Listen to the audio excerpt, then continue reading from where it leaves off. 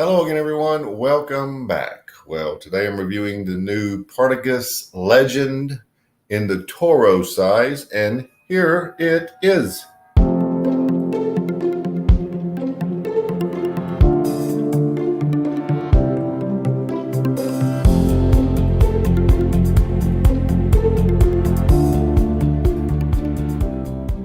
Now, this cigar pays homage to the rich past heritage of Partagas while looking a little forward by using the first Connecticut broadleaf wrapper, box pressed in this particular cigar in Partagas brand. Now, speaking of the wrapper, it is Connecticut broadleaf. The binder is Honduran, Alancho, and Sagustan. The filler is Dominican Piloto Cubano and made in the General Cigar Dominicana factory. Comes in three sizes: Corona Extra Leyenda, which is 5 1/4 by 44 cigar; the Fabuloso Leyenda, 6 1/2 by 48, and the Toro Leyenda, 6 1/4 by 54. So just suggested retail price around $14.50 a cigar. So all the other information is on the blog. Let's look at the cigar. It's very dark. It's actually very pretty to look at. The contrast of the all white band with very small lettering and that dark wrapper really make a nice transition, if you will. There is your density.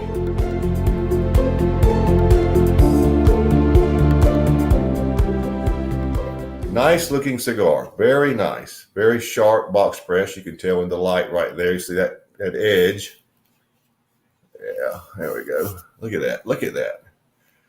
So anyway, let's get right to it. The new Partagas Legend Toro.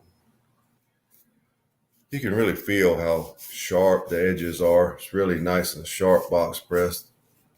But you know, it's not it's somewhat oily, but not an overly oily wrapper. It has a decent feel in the hand, not crazy heavy, but good feel.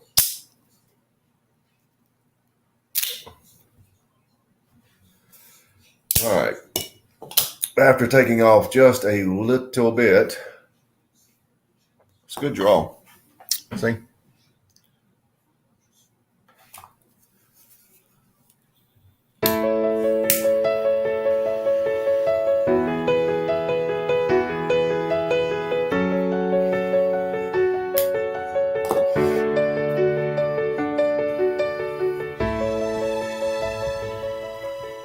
I've had two of these previously, and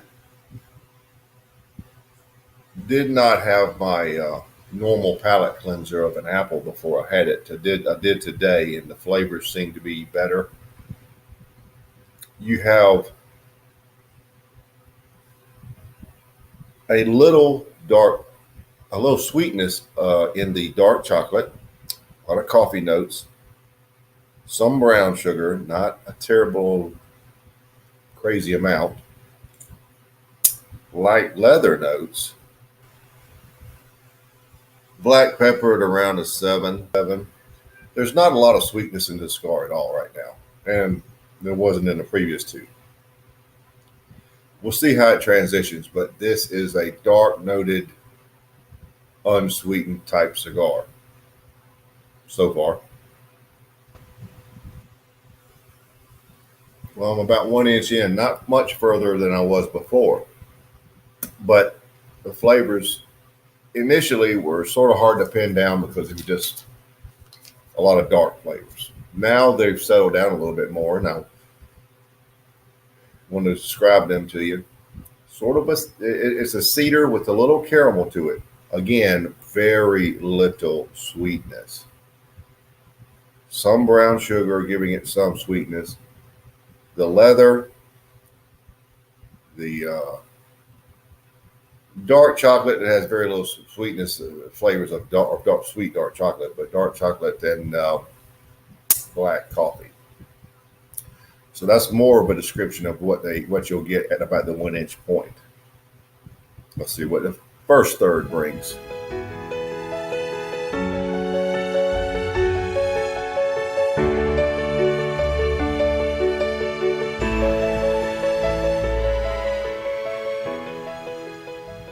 Well, we had the first third.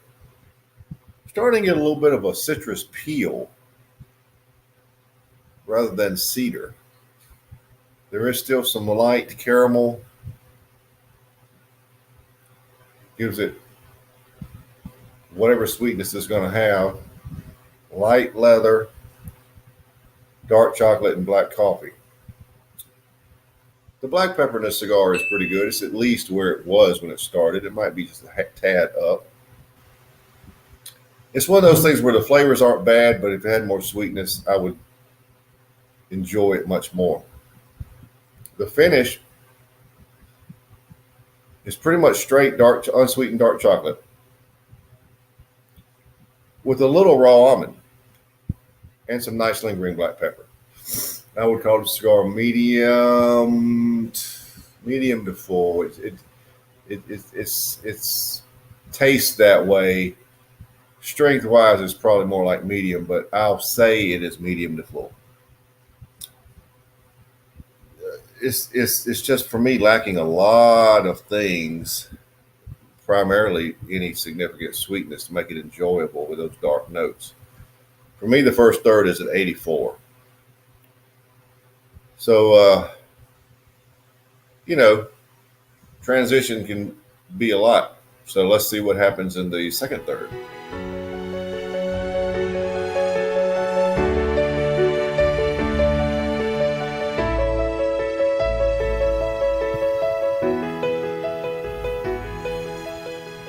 Well, here we are at the end of the second third.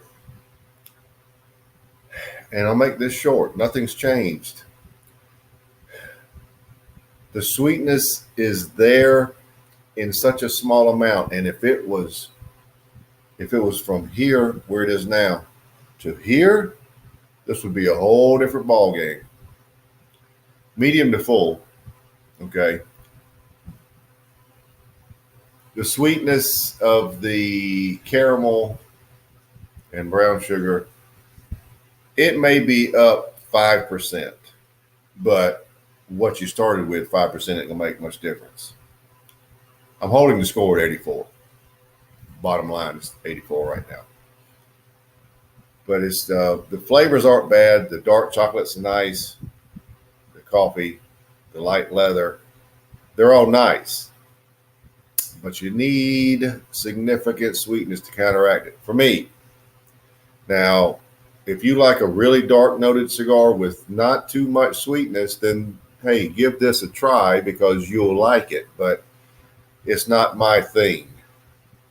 So I'm anxious to see if anything happens in the final third. But right now, it's not hitting on a whole lot of cylinders for me.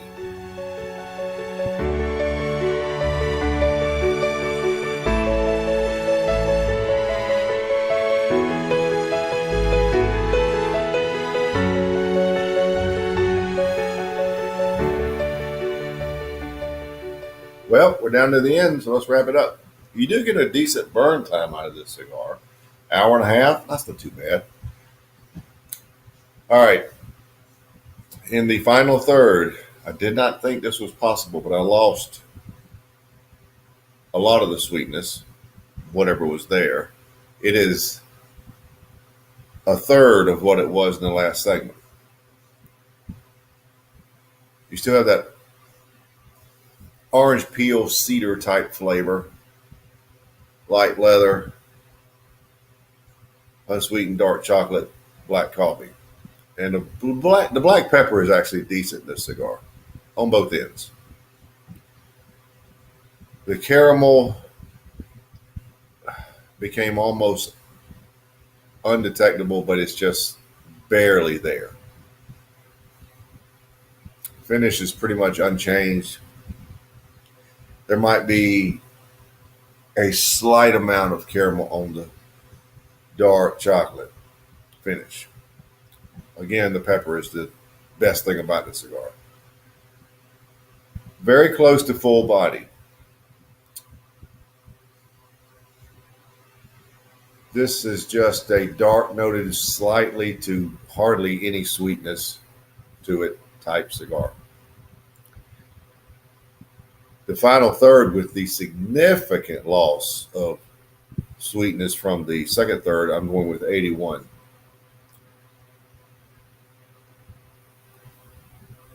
So your final overall score actually averages out to an 83. And I'm pretty much okay with that because the first two thirds were below par, but okay. It's not much else to say. It's just not something that I gravitate toward with my taste. And like I said, if you like dark noted cigars with little to no sweetness, then this may be for you. It's just not for me. So there you have it, the Partagas Legend Toro 83.